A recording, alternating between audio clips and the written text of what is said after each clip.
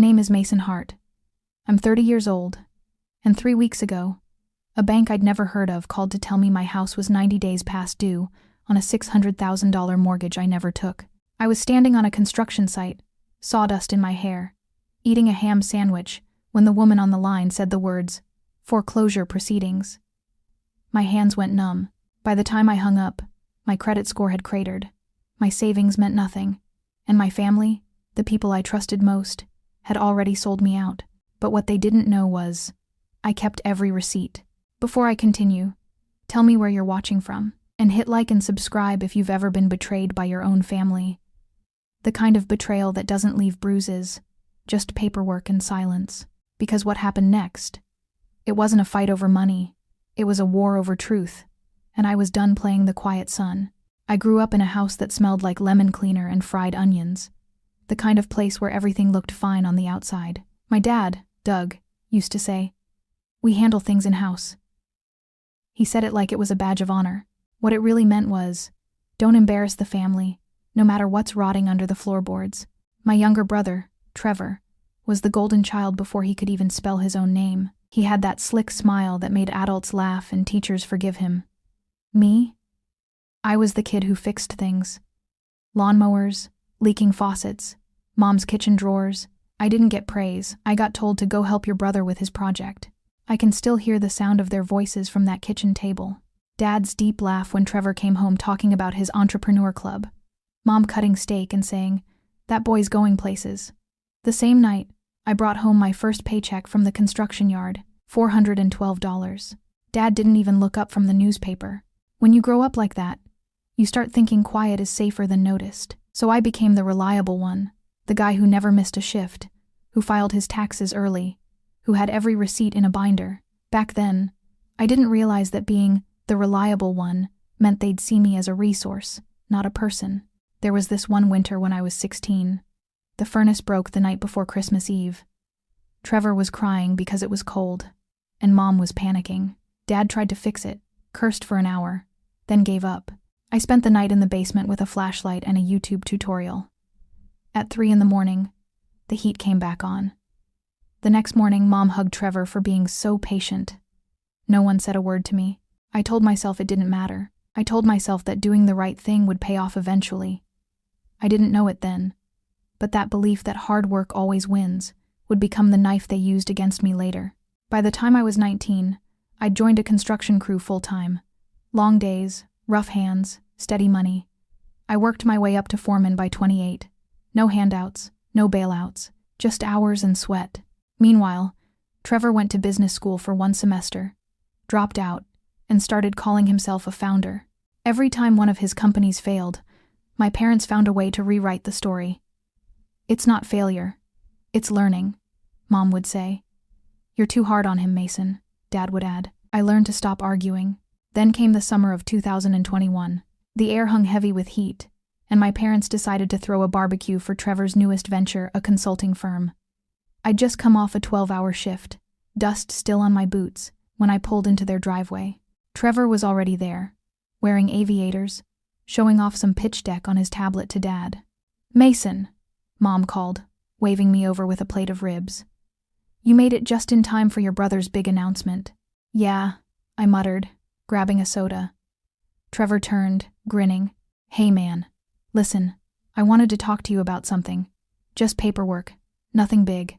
He led me to the side of the yard. "I'm opening business accounts, and the bank needs a co-signer for the credit lines. Totally standard stuff. I just need your signature. You won't be liable. It's all in the LLC's name." I looked him dead in the eye. "Trevor, you've had 6 businesses in 5 years. None of them made it a year. I'm not signing anything." He laughed like I'd just told a joke. "Dude, come on. It's family. That's exactly why I'm not doing it." That night, Mom cornered me in the kitchen. "You could have at least listened to him. He's trying, Mason. He's trying to drag me into debt. You've always had good credit. He just needs a little help." I stared at her. "Then you co-sign." Her silence said everything.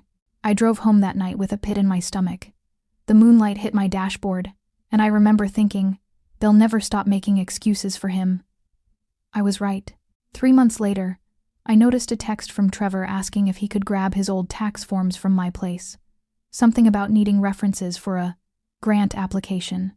I told him no. He sent back a thumbs up emoji. What I didn't think about then was the spare key under my welcome mat. He knew it was there. He'd used it before. I never moved it. The next year went by in a blur. Long shifts, saving up for a down payment, checking my credit score once a month like clockwork. It hovered between 740 and 780, steady as ever. I figured I was on track to finally buy a home by early 2025. Every once in a while, Trevor would call out of nowhere, pitching me something. A crypto fund, a subscription box, an app for contractor networking. I learned to smile and nod and let him talk himself into circles. Then came March 2022, the month the forged mortgage appeared under my name. Of course, I didn't know that at the time. All I remember from that spring is the sound of rain on scaffolding, the ache in my shoulders, and the quiet satisfaction of saving every extra dollar. Somewhere, while I was working overtime and dreaming about a backyard of my own, someone was copying my signature stroke by stroke. I still had the paper that made it possible. A printed credit report from December 2021, signed by me in blue ink. I'd used it to apply for a new credit card back then, and later shoved it in a file box in my closet. The M on my name had a small hook at the start, a habit I never noticed until it became evidence. I didn't know it back then, but that single sheet, my signature, my handwriting, was all Trevor needed.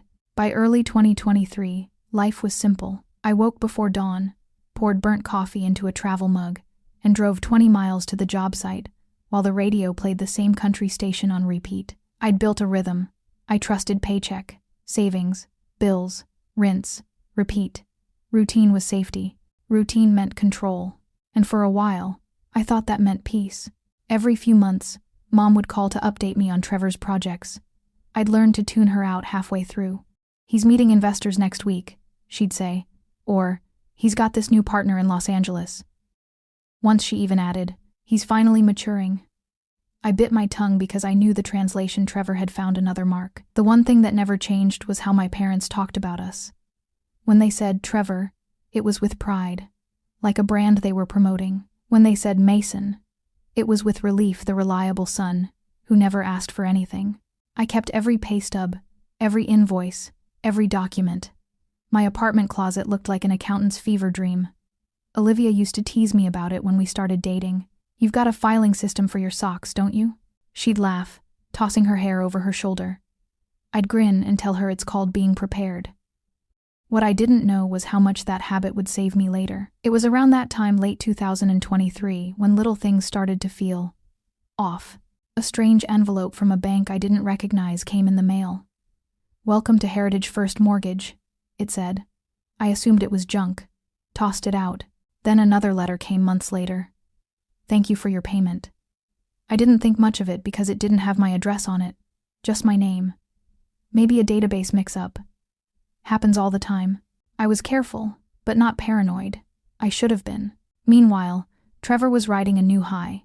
He'd shown up to Thanksgiving driving a brand new Dodge Challenger black with red stripes. Claimed it was a lease through the business. Mom took pictures of him next to it like he'd just won an award. Dad clapped him on the shoulder and said, "Proud of you, son. You're finally figuring it out." Nobody asked what business it was. I remember sitting there, carving turkey, watching the scene like an outsider in my own family. Every light in that dining room flickered off Trevor's shiny watch, while mine reflected sawdust and sweat. When I offered to help clean the table, Mom said, "Don't worry about it, Mason. You've worked enough. Let your brother relax, he's got a lot on his mind." I smiled, but something inside me cracked a little more. The months rolled by. 2024 came and went.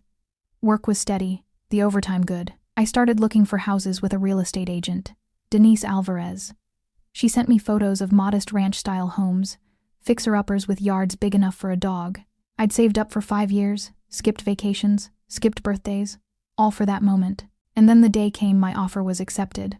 I remember standing in the break room at work, hard hat under my arm, staring at the text on my phone. "Congratulations, Mason. Offer accepted pending final credit verification." I didn't even notice Trevor's text that same day. "Bro, random question, you ever get those calls from Heritage Bank? I think they mixed up our info, lol." I just sent back, "Nope, wrong person. I didn't know it then, but that was the crack before the collapse. Looking back, I can track every red flag, every warning I brushed off because I wanted to believe family meant safety. I even remember the smell of Mom's perfume, lavender and guilt, when she hugged me that summer and said, "Your brother's really doing well this time. You'll see." But the truth was already buried under signatures, forged documents, and 3 years of lies. The day everything caught up to me, the call from Heritage First Bank was supposed to be my victory lap. I was at the site, sitting on a stack of lumber, unwrapping a sandwich. When my phone buzzed, I almost ignored it. "Is this Mason Hart?" "Yeah. Who's this?" "This is Candace from Heritage First Bank. I'm calling about your mortgage account ending in 6,714. For a second I thought it was a scam. "Ma'am, I rent. I don't have a mortgage." She paused, typing. "Sir, this account was opened in March 2022. $590,000 loan. Property type, investment." The world went quiet. Even the sound of drills and engines faded. "I didn't open that," I said. "Then, sir, you'll need to file a police report. It's already 90 days delinquent." When the call ended, my hands wouldn't stop shaking. I opened my credit app. It took forever to load. When it did, I thought my phone glitched. My score, 520. In 3 years, I'd gone from 782 to 520, and I hadn't even known. There were 2 credit cards listed I'd never opened, $40,000 and $35,000, both maxed out, both unpaid. All of it, $665,000 in debt, sat under my name. I thought of Trevor's car, his designer sneakers, his business trips. The timing lined up too perfectly. Still, I tried to rationalize it. Maybe some external hack, maybe a clerical error. I wanted to believe that more than I wanted to breathe. That night, I went home early. My small apartment felt colder than usual. I pulled out the old storage box from my closet, the one with years of pay stubs, receipts, and tax returns. I sat cross-legged on the floor, papers spread everywhere like fallen leaves. That's when I found it. The mortgage document from Heritage First. My name, my birthday, my social security number, and my signature almost perfect. Almost. The M was smooth, wrong. My real signature had a sharp hook at the start, a habit from signing work orders. This one was practiced deliberate, like someone had been copying it over and over until they got close enough. I stared at it for so long I forgot to breathe, and then it hit me like a gut punch. Trevor's text about Heritage Bank. The key under my mat. He'd had access to everything. My pay stubs, my tax forms, my ID copies from when we filed joint taxes years ago. He'd practiced until my signature was his weapon. I remember sitting on that floor, surrounded by evidence of a life I thought was safe. Outside, the city hummed with traffic and rain. My reflection in the window didn't look like me anymore. That night, I called Olivia. When she walked in 30 minutes later, I was still on the floor, holding the paper like a confession letter. "Mason, what is this?" "It's my brother," I said quietly. "He stole everything." She didn't believe it at first. No one would have. But she sat down beside me anyway, placed her hand on my shoulder, and whispered, "Then we'll make him pay for it." I didn't answer, just kept staring at my forged name because deep down, I already knew. This wasn't about money. It was about how much betrayal family could hide behind the word love, and that realization burned more than any number on a credit report ever could. The morning after I found the forged mortgage document, I didn't go to work. I called my foreman, Ron, and said I had a family emergency. My voice cracked halfway through the lie. I spent that entire day hunched over my kitchen table, papers spread like battle maps, bank letters, credit statements, printouts, my 2021 credit report. By noon, I'd confirmed what I already feared. 3 accounts opened between March and May 2022, all paid consistently for almost 3 years, all stopped in January 2025. Every payment trace led back to the same account at Heritage First Bank. Whoever did it had my social, my tax records, and a forged signature perfect enough to fool federal verification. The only person who had access to all that was Trevor. Still, a part of me wanted to hear him deny it. Maybe I needed to see his face when I asked. That Sunday, my parents hosted their monthly family barbecue, burgers, beer, and Trevor bragging about things that didn't exist. I drove out there with the mortgage document folded in my jacket pocket. The smell of charcoal hit me before I even parked. Mom waved from the porch. "You're early, honey. Trevor just got here too." Perfect. I walked into the backyard, And there he was, red Dodge Challenger glinting in the sun, sunglasses on, beer in hand, like he owned the world. "Hey bro," he called. "Heard you finally buying a place?" I smiled, tight. "Yeah, about that." Dad was manning the grill, apron smeared with sauce. Mom hovered, pouring lemonade into glasses. For a moment, it looked almost normal. Then I dropped the grenade. "I got a call from Heritage First Bank this week," I said. "Apparently, I'm 3 months behind on a $590,000 mortgage." The clinking stopped. The air went heavy. Trevor let out a laugh too loud to be real. "Man, you've got to call them back, sounds like a scam." "Yeah," I said softly, pulling out the paper. "Except, this scam has my name, my birthday, my social, and this signature." His smile faltered. Just for a second. Then came back like nothing happened. "Identity theft's crazy these days. You should report that." "I plan to." I turned to Dad. "Did any of you know about this?" Dad's expression hardened. "Mason, don't bring this drama here. If there's a problem, handle it properly. That's what I'm doing.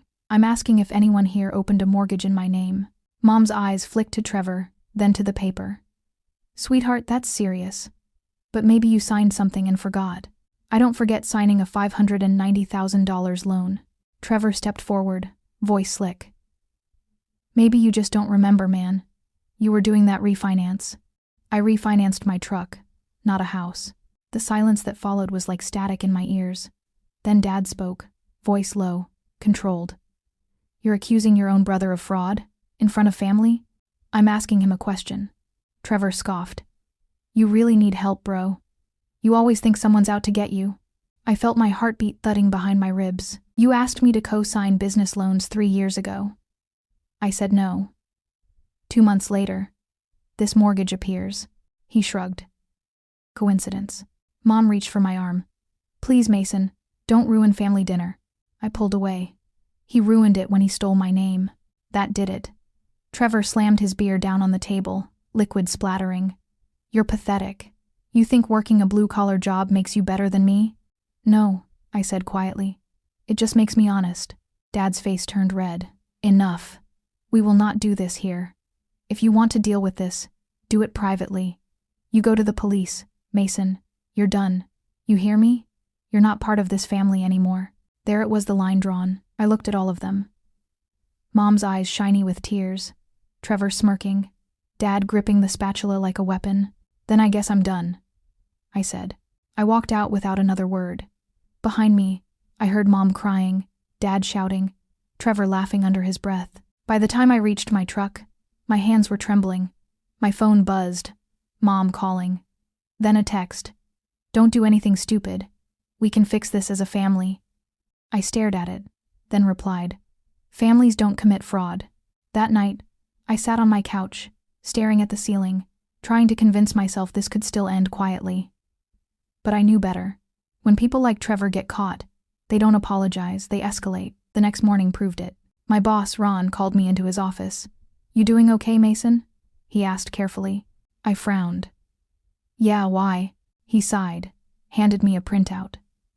An anonymous email, sent to the company's HR inbox. "Mason Hart has been struggling with addiction and owes large sums to his family. He's unstable and a potential risk on site." My stomach dropped.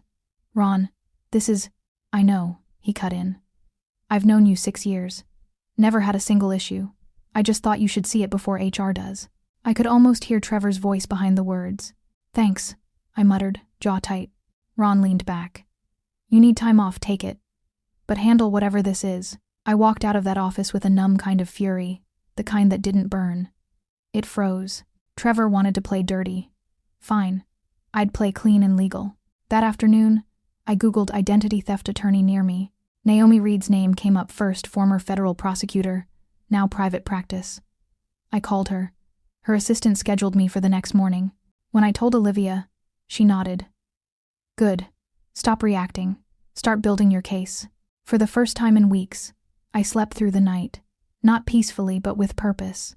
I had no idea how deep this was going to go. Naomi Reed's office was the kind of place where silence felt expensive. Glass walls, chrome desk lamp, a faint smell of peppermint tea instead of coffee. She listened without interrupting while I told her everything. The call from the bank, the forged mortgage, the barbecue confrontation, even the anonymous email at work. When I finished, she leaned back, her expression flat and sharp at the same time. "Mr. Hart," she said, "this isn't just identity theft. This is federal wire fraud.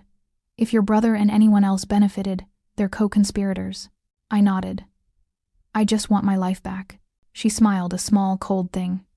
"Then let's take it." We spent 2 hours going over documents. She pointed out details I hadn't even noticed. The notary seal looked off-center. The signature's ink density didn't match standard wet signatures, and the email trail from the mortgage broker used a contact number registered to a prepaid cell phone. "Whoever forged this," she said, "was sloppy enough to leave fingerprints. You'll need to file a police report today. I'll walk you through it." At the precinct, I met Sergeant Hal Peterson, a veteran with eyes that looked permanently unimpressed. He listened, took notes, and asked one question that cut through everything. "Your brother ever have access to your apartment?" "Yeah," I said. "Used to. I had a spare key under the mat." He grunted. "Classic. Don't move it now, let's dust for prints first." When I handed him the mortgage document, he held it up to the light. "We'll start here. You'll get a case number in 48 hours. 2 days later, my phone buzzed at work. Unknown number. "This is Sergeant Peterson. We've got partial prints on the document. Your brother's in the database from a 2019 traffic incident matches." I didn't say anything, just exhaled. "Also," he continued, "we subpoenaed Heritage first. The account the mortgage payments came from is a joint account. Trevor Hart and Brenda Hart, my mother." For a few seconds, everything around me, the sound of hammers, drills, men yelling, blurred into static. "She what?" "She's listed as co-owner," he said. "Your mom. Looks like she handled most of the transfers." I hung up and just stood there, boots heavy in the mud. A coworker asked if I was okay. I told him I needed air and walked straight to my truck. That evening, I called Olivia. She came over without asking. I handed her my phone with the message thread from Peterson. "Your mom?" she whispered. "Yeah." Her jaw tightened. "She knew Mason. She's been covering for him the whole time." I nodded. "I think Dad did too." We sat there in silence until my phone buzzed again. A text from an unknown number. "You don't have to do this, Mason. We can fix it quietly. Family stays family." No name, but I knew the rhythm of my mom's punctuation, 2 dots instead of 1. I didn't reply. The next morning, Naomi called. "The bank's confirming the joint account. We'll file for a full subpoena transaction, histories, communication logs, all of it. But brace yourself. When people like this feel cornered, they hit back." She wasn't wrong. That evening, while I was loading groceries into my truck at the supermarket, a familiar car pulled up behind me, silver Honda Accord, my parents' car. It parked too close, blocking me in. Dad got out first, face flushed. "We need to talk." "I've got nothing to say." Mom got out next. Her eyes were red, voice trembling. "Mason, please. If you go through with this, you'll destroy your brother's life." I laughed, sharp and humorless. "He destroyed mine." Dad stepped closer. "You think you're some kind of hero? You're tearing this family apart over a mistake." "A mistake?" I said. $665,000, a forged signature, and a fake mortgage that's not a mistake. That's a felony." He jabbed a finger at me. "You go to court. You're not my son anymore." I met his stare. "You stopped being my father the day you helped him steal from me." Mom started crying harder. "He didn't mean for it to go this far. It was supposed to help everyone." There it was, the truth disguised as guilt. I stepped back, opened my truck door. "Tell Trevor I'll see him in court." Dad's voice followed me as I pulled away. "You'll regret this. Maybe. But not as much as they would." A week later, Naomi called with new intel. "We've traced $590,000 from that joint account to multiple withdrawals, cash transfers, payments to luxury retailers, even a Vegas hotel booking under Trevor's name." She paused. "Your mom emailed the bank once asking how to raise account limits for business purposes." That sentence was the final cut. "Can we bring them both in?" I asked. "Not yet," she said. "We build airtight first. No emotion. Only evidence." The following Sunday, my cousin added me to a group chat titled Family Crisis. Messages poured in. "You can't sue your own blood. Trevor's young. Let him pay you back privately. Your mom's heart can't take this." I didn't respond.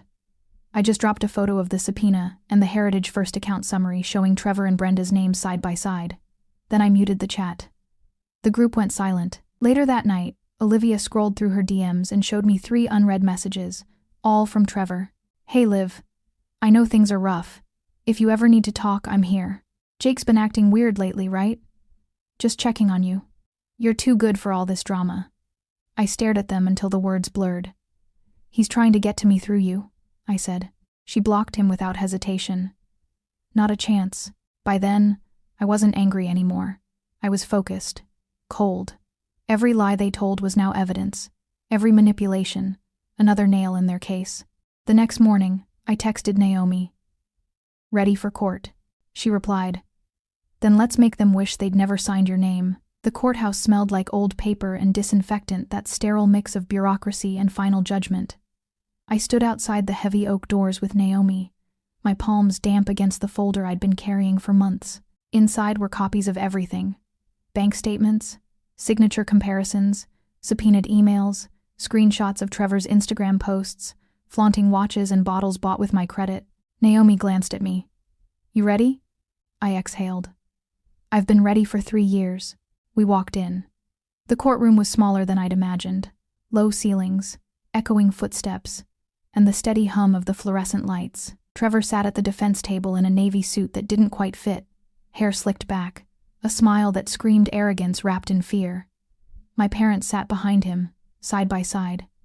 Mom wouldn't look at me. Dad's jaw was locked tight enough to crack his teeth. The judge, an older man named Raymond Cole, entered, and the bailiff called us to order. Naomi rose first. "Your Honor, the state calls Mason Hart." I walked to the stand, the floorboards creaking under my boots. My heart was hammering, but my voice came out steady. Naomi guided me through the story. The call from Heritage First, the forged mortgage, the discovery of the fake credit cards, the confrontation at the barbecue. Then she held up 2 pages on the projector. One, my original credit report from 2021, the other the forged mortgage document. The signatures filled the screen, side by side. "Mr. Hart," Naomi said, "do you recognize these?" "Yes, the left is mine. The right is the forgery." "How can you tell the difference?" "The M on mine hooks upward. I sign 100 times a week at work. That motion is muscle memory. The other one's too clean, like someone practiced it." The judge leaned forward. "Are you certain, Mr. Hart?" I met his eyes. 100%. Next, Naomi brought up a timeline of payments.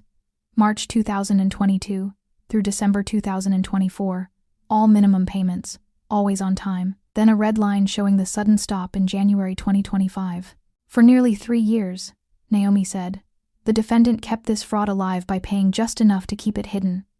When the money ran out, everything collapsed at once." Trevor's lawyer objected something about speculation. The judge overruled him without even looking up. Then Naomi called her expert witness. "The state calls Dr. Lila Grant." Dr. Grant was a forensic document examiner, late 40s, sharp suit, calm voice. She placed both signatures under a magnifier projected onto the courtroom monitor. "In my professional opinion," she said, "these were written by 2 different individuals. The forgery displays hesitation, tremors, uniform pen pressure, and identical spacing between letters, all signs of a slow, deliberate imitation, rather than a natural hand movement." She zoomed in on the M. "Here, you can see the absence of the terminal hook. That's an ingrained habit, not something that changes day to day. It's definitive." Trevor shifted in his chair, his fingers tapping the table. Naomi nodded to her. "Thank you, doctor." Then she called Sergeant Peterson.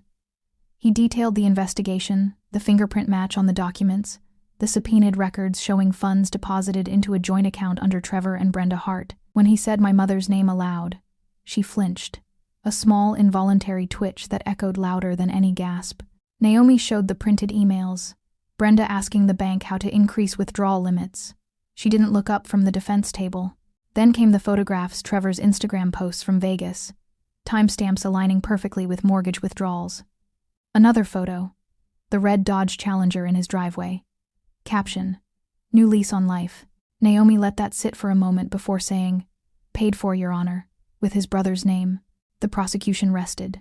Trevor's attorney tried to mount a defense, but it was like patching a dam with chewing gum. He called Trevor to the stand. Trevor adjusted his tie and played the part of the remorseful prodigal son. "I made mistakes," he said softly. "I thought I could pay it back before Mason noticed. I just wanted to prove myself." Naomi stood. "Prove yourself by stealing $665,000? He stammered. I was desperate. My family didn't have money. Your family?" Naomi cut in, her tone ice. "Your mother was co-owner of the account. Your father signed prior loans. You weren't desperate. You were enabled." Trevor's jaw twitched. "It wasn't like that." Naomi pulled a printed screenshot from her folder, a direct message he'd sent to Olivia. "Jake's losing it. If you need someone to talk to, I'm here." Was this manipulation also part of your desperation? Trevor's face flushed. "That's taken out of context." Naomi tilted her head. "I bet everything you say is." The courtroom stayed silent, except for the scratching of the judge's pen. When it was time for sentencing, the judge didn't waste words. He looked at Trevor, then at my parents. "I've seen greed," he said slowly. "But stealing from your own blood and dragging your parents into it, that's a special kind of rot." He held up the forged document. "This isn't just a crime. It's a betrayal written in ink." He turned to the clerk. "On all counts, identity theft, wire fraud, criminal impersonation, guilty." Mom let out a strangled sob. Dad's face went gray. Trevor just sat there, pale, lips trembling, no charm left. Sentence: 24 months in federal custody, 3 years supervised probation, restitution of $665,000 plus damages, totaling $750,000. The mortgage is void. Mr. Hart's credit will be fully restored. The gavel cracked down. It was over. As deputies cuffed Trevor, he finally looked at me, and for once, there wasn't a hint of defiance. Just fear. I didn't look away. Naomi gathered her files, her voice low. "You did good, Mason. They'll have to liquidate assets to pay restitution." I nodded, watching my parents shuffle out. Mom's shoulders were shaking. Dad never looked back. When I stepped outside, the sunlight hit me square in the eyes. Olivia was waiting on the steps, holding a coffee. "How'd it go?" she asked. 24 months, I said. "Restitution. Credit restored." She handed me the coffee and smiled. "Told you the truth wins eventually." I looked back at the courthouse doors, the echoes of voices still ringing inside, and finally said, "Yeah, but sometimes it costs blood to prove it." 2 months after the sentencing, life felt quieter, not peaceful, but steady, like the hum of a generator after a storm. My credit score was restored, my mortgage pre-approval came through, and the new house I'd been saving for finally had a closing date. I thought that was the end of it. Then the first letter came. It was handwritten, no return address, postmarked from a nearby county. The handwriting was neat, almost rehearsed. "You didn't have to take it this far, Mason. Families make mistakes. You'll see that one day." No signature, but the 2 dots after day gave her away. Mom always used 2 dots. I tore the letter in half and dropped it into the trash, but the feeling lingered. That night, I checked my cameras twice before sleeping. Weeks passed. I went back to work, kept my head down. Every paycheck, every clean line in my account, felt like oxygen again. But part of me couldn't shake it, that quiet dread that maybe the story wasn't done. Naomi called one afternoon. "You might want to sit down," she said. "We got access to the digital records from the bank's compliance audit. It's about your mother." "What about her?" "She wasn't just a passive joint holder. She's the one who initiated the mortgage application." For a second, I couldn't breathe. "You mean she started it?" "Yes. Her device ID was the first to log in. Trevor filled in the rest." I didn't answer. My mouth felt dry.